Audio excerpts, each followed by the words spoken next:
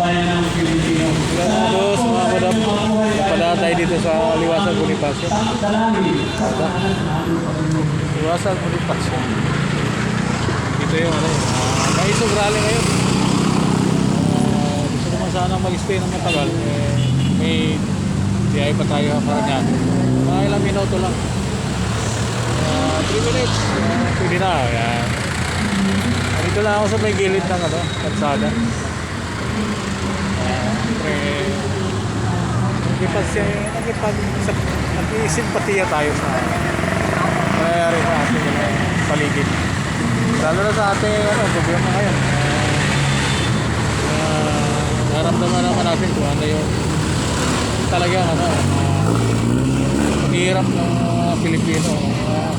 Tulad sa akin, bayad na talaga para mabuhay at makasurvive sa pangangailangan araw-araw. Yun lang ang mahalaga. Hindi natin pwedeng pabayaan yung ating buhay. Ito lang naman yung ating kapalahan.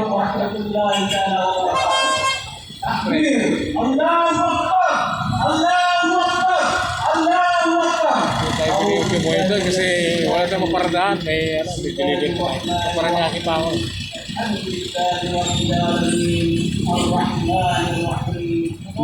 minutes lang pwede na tayo umalis.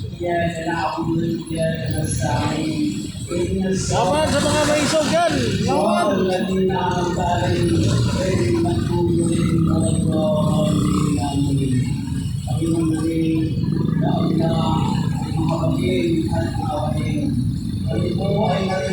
Ito na lang.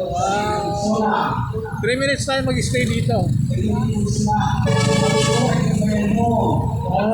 Pagka panalangin pa lang yan ang ating mga kapatid na Muslim. Hindi pa nagsasalita talaga yung mga speaker dyan sa Maisog. Laban! Maisog! Laban!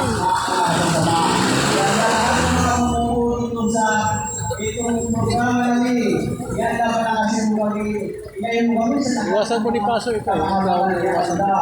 Ya Allah, ini menjadi ya Allah. Ang aming dating Pangulo. Horminuan kami, ya Allah, bahawain mo ba ang kanyang buhay at kanyang mga pamilya, ya Allah. Lalo-lalo na, ya Allah, aming Vice Presidente. Kasi inegsara na ya Allah. Ya Allah, pagdating, ya Allah. May sobrali din ngayon doon sa IDSA. Malapit sa Ortigas. Hindi pa ako nagawin doon. Yung alas 10 na gabi ako doon. 3 minutes na tayo. Mga boss, mga madam.